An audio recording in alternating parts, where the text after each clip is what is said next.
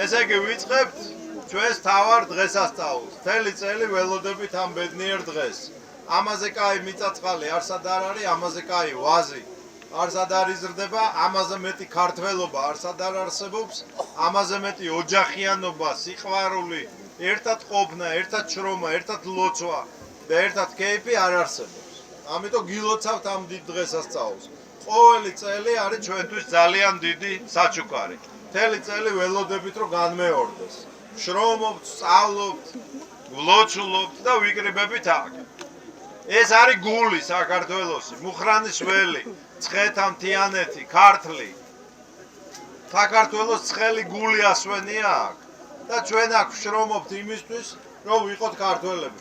ქართველი მიწაზე შრომის გარეშე არის აღარ არის ის ქართველი, რომელიც უნდა იყოს.